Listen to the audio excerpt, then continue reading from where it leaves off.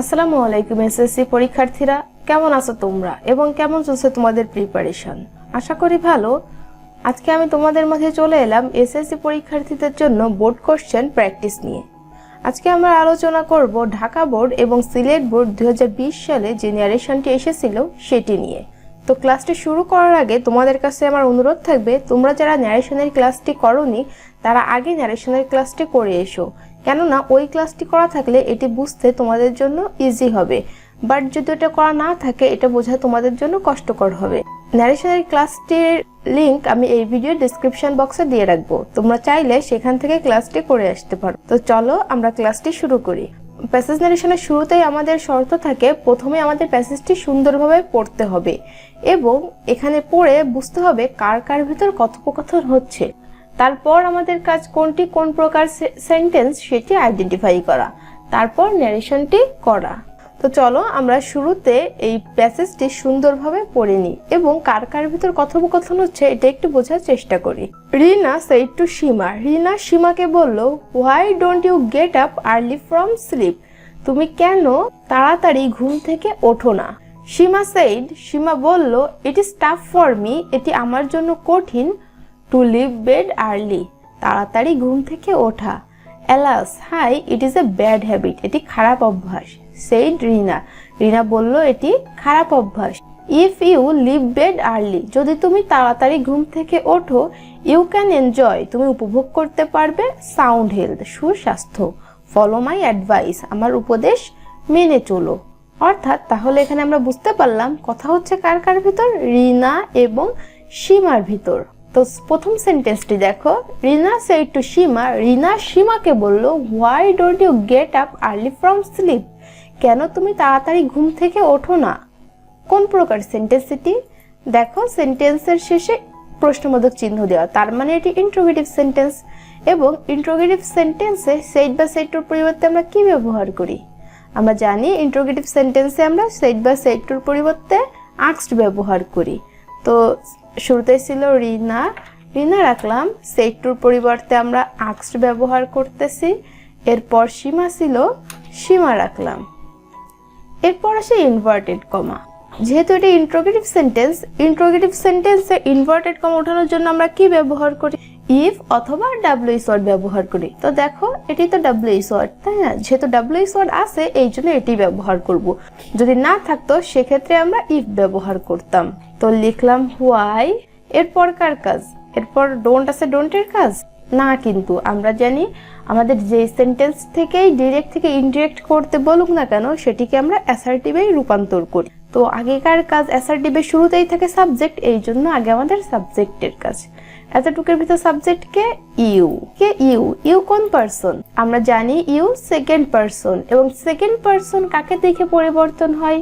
আমরা জানি you second person সর্বদা অবজেক্টকে দেখে পরিবর্তন হয়। অবজেক্টে কে ছিল? অবজেক্টে ছিল সীমা। ইউ আছে কোন ফর্মে? সাবজেক্টিভ, পসেসিভ না অবজেক্টিভ? আমরা জানি ইউর সাবজেক্টিভও ইউ এবং অবজেক্টিভও ইউ, বাট পসেসিভ ইউর। তাহলে এখন কথা হলো এটি সাবজেক্টিভে আছে না অবজেক্টিভে আছে, আমরা কিভাবে বুঝবো? আমরা জানি যদি মেইন ভার্বের পূর্বে থাকে ইউ, সেক্ষেত্রে সেটি আছে সাবজেক্টিভ ফর্মে এবং পরে থাকলে সেটি অবজেক্টিভ ফর্মে। তো মেইন ভার্ব গেট এর পূর্বে আছে, তার মানে এটি সাবজেক্টিভ ফর্মে আছে। তাহলে সীমা এর সাবজেক্টিভ ফর্ম কি? যেহেতু সীমা একজন মেয়ে, তার পরিবর্তে আমরা সি ব্যবহার করতে পারি এবং ব্র্যাকেটে এস দিয়ে দিব যে আমরা এটা সীমাকে বুঝিয়েছি। এরপর দেখো কি আছে, ডোন্ট। ডোন্ট কি? V1, আমরা জানি V1 থাকলে V2 করতে হয়। ডোন্টের V3 ডিডেন্ট। তারপর ছিল get up early from sleep, তো আমরা get up early from sleep লিখে দিব, গেট আপ আর্লি স্লিপ। আশা করি তোমরা প্রথম সেন্টেন্সটি বুঝতে পেরেছো।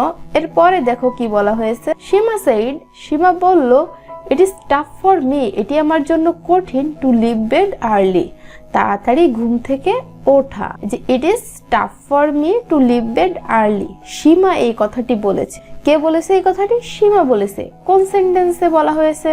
শুরুতেই সাবজেক্ট আছে, এরপর ভার্ব আছে, সাধারণ একটা কথা বলছে, তার মানে এটি অ্যাসার্টিভ সেন্টেন্সে কথা হয়েছে। তাহলে অ্যাসার্টিভ সেন্টেন্সে said এর পরিবর্তে আমরা saidই রাখতে পারি। এই জন্য লিখলাম সীমা said ছিল said ব্যবহার করলাম। ইনভার্টেড কমা ওঠানোর জন্য কি ব্যবহার করব?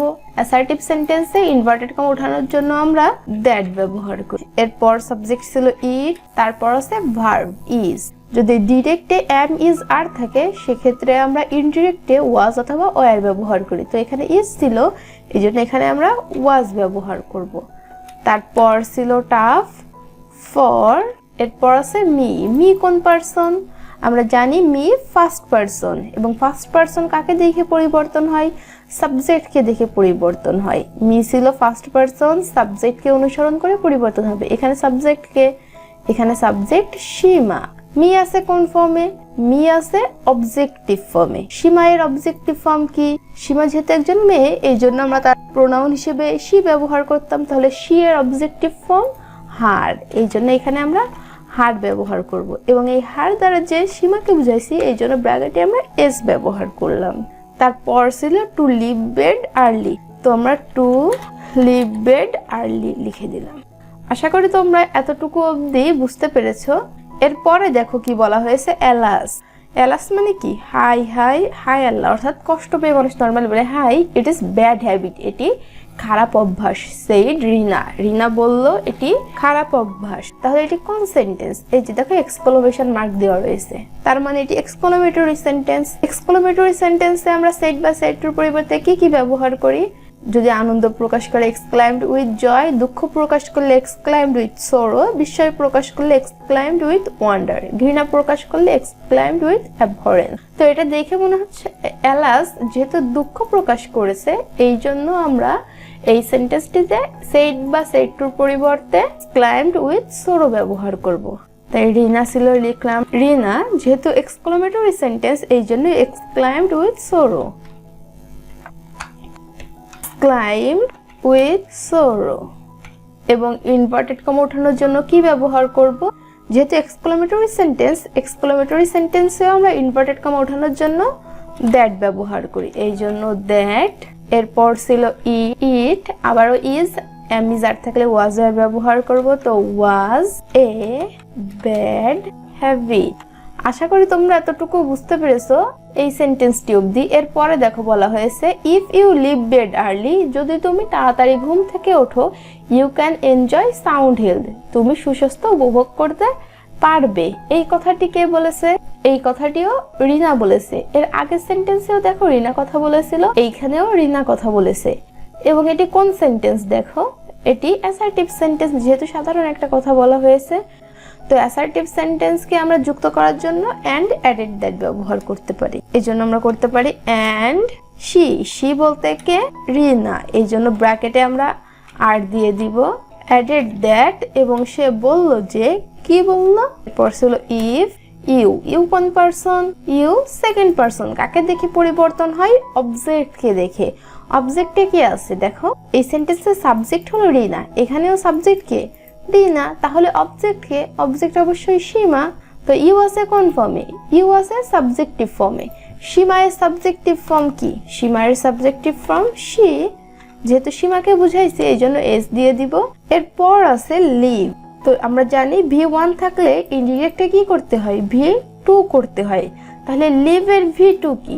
লিভ এর V2 হলো লেফট, এই জন্য লেফট ব্যবহার করলাম। এখানে একটি কোশ্চেন আসছে যে আপু, আপনি যখন আগের বার করছেন এখানে লিভ ছিল, তো এটাকে তো আপনি লেফট করেন নাই বা V2 করেন নাই, তাহলে এটাকে কেন করলেন? কারণ কি? দেখো আমরা জানি যখন আমরা ন্যারেশন করতে যাব, ন্যারেশনের একটি সেন্টেন্সে আমরা শুধুমাত্র একবারই ভার্বের পরিবর্তন করি। যদি অক্সিলারি ভার্ব চলে আসে সেই সেন্টেন্সে, তাহলে সেটির পরিবর্তন করব, এবং যদি না আসে সেক্ষেত্রে মেইন ভার্বের পরিবর্তন করব। তো এই সেন্টেন্সে দেখো, এই সেন্টেন্সে ইজ ছিল অক্সিলারি ভার্ব, লিভ ছিল মেইন ভার্ব। তো যেহেতু ইজকে পরিবর্তন করে আমরা ওয়াজ, ইজকে পরিবর্তন করে আমরা ওয়াজ করেছিলাম, এই জন্য লিভ তো লিভই ছিল। বাট এই সেন্টেন্সে দেখো if you leave bed early, এটাতে কি অক্সিলারি ভার্ব আছে? নাই, কিন্তু এই জন্য আমরা এটার মেইন ভার্বের পরিবর্তন করেছি, অর্থাৎ লেফট করেছি। এরপর আছে বেড, আর্লি ছিল আর্লি। এরপর দেখো ছিল ইউ, ইউ কোন পারসন? সেকেন্ড পারসন, কাকে দেখে পরিবর্তন হচ্ছে? অবজেক্টকে দেখে। অবজেক্টে কে ছিল? রিনা যেহেতু সাবজেক্টে ছিল তার মানে সীমা ছিল অবজেক্টে, সো ইউ শুরুর দিকে এবং মেন ভার্বের পূর্বেই আছে, তো ইউ আছে সাবজেক্টিভ ফর্মে, সীমা এর সাবজেক্টিভ ফর্ম শি, ক্যান থাকলে আমরা কুড ব্যবহার করি, এরপর ছিল এনজয়, সাউন্ড হেলথ ছিল সাউন্ড হেলথ। আশা করি তোমরা এতটুকু বুঝতে পেরেছো। তো শেষের সেন্টেন্সটি দেখো, ফলো মাই অ্যাডভাইস, আমার উপদেশ অনুসরণ করো। এই কথাটি কে বলছে? রিনা বলছে। কাকে বলছে? সীমাকে বলছে। এখন দেখো এটি কোন সেন্টেন্স। আমরা জানি যে সেন্টেন্স দ্বারা আদেশ, অনুরোধ, উপদেশ, নিষেধ ইত্যাদি বোঝায়, সেটি ইম্পারেটিভ সেন্টেন্স। তো এটি দ্বারা উপদেশ দেওয়া বোঝাইছে, এই জন্য এটি ইম্পারেটিভ সেন্টেন্স। তো ইম্পারেটিভ সেন্টেন্সে আমরা কি কি ব্যবহার করি? ইম্পারেটিভ সেন্টেন্সে আমরা সেড বা সেড টুর পরিবর্তে আদেশ বুঝাইলে অর্ডার্ড, অনুরোধ বুঝাইলে রিকোয়েস্টেড, উপদেশ বুঝাইলে অ্যাডভাইসড ব্যবহার করি। তো এখানে কে কথা বলছিল? রিনা কথা বলছিল, এই জন্য লিখলাম রিনা। যেহেতু উপদেশ দেওয়া বুঝাইছে এই জন্য অ্যাডভাইস। কাকে অ্যাডভাইসড করছে? সীমাকে, এই জন্য লিখলাম সীমা। বা সীমার পরিবর্তে এখানে চাইলে তোমরা হারও ব্যবহার করতে পারো। এবং ইম্পারেটিভ সেন্টেন্সে ইনভার্টেড কমা ওঠানোর জন্য আমরা কি ব্যবহার করি? টু অথবা নট টু ব্যবহার করি। সেন্টেন্সটি নেগেটিভ হইলে নট টু ব্যবহার করি, কিন্তু এটিকে নেগেটিভ না, তো এটি তো অ্যাফার্মেটিভ, এই জন্য আমরা কি ব্যবহার করব? টু ব্যবহার করব। এরপর ছিল ফলো, লিখলাম ফলো। তারপর আছে মাই।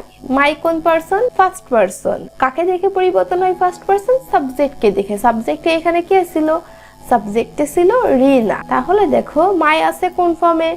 মাই আছে পসেসিভ ফর্মে। রিনার পসেসিভ ফর্ম কি? রিনার পরিবর্তে আমরা সে ব্যবহার করতে পারি, যেহেতু একজন মেয়ে, তো সে এর পসেসিভ ফর্ম কি? হার, এই জন্য এখানে আমরা হার ব্যবহার করব। তাহলে কি হলো? To follow her advice. এটি ছিল আমাদের ঢাকা বোর্ড এবং সিলেট বোর্ড 2020 সালে যে ন্যারেশনটি এসেছিল সেটি। আশা করি তোমরা সম্পূর্ণ ন্যারেশনটি বুঝতে পেরেছো, এবং কোথাও যদি বুঝতে না পেরে থাকো তাহলে অবশ্যই কমেন্ট করে জানাও। এবং ন্যারেশনের রুলসের ক্লাসটি আমি এই ভিডিওর ডেসক্রিপশন বক্সে দিয়ে রাখবো, সেখান থেকে তোমরা অবশ্যই ক্লাসটি করে নিবে, তাহলে এগুলো নিয়ে কোনো প্রবলেমই হবে না। তো এখনো যদি তুমি চ্যানেলটি সাবস্ক্রাইব করে না থাকো তাহলে দ্রুত সাবস্ক্রাইব করে দাও, এবং পেজে দেখে থাকলে পেজটি ফলো করে দাও, এবং লাইক ও কমেন্ট করতে ভুলবে না। তো দেখা হবে পরবর্তী কোনো ক্লাসে নতুন কোনো টপিক নিয়ে। ততক্ষণ সবাই সাথেই থাকো। আল্লাহ হাফেজ।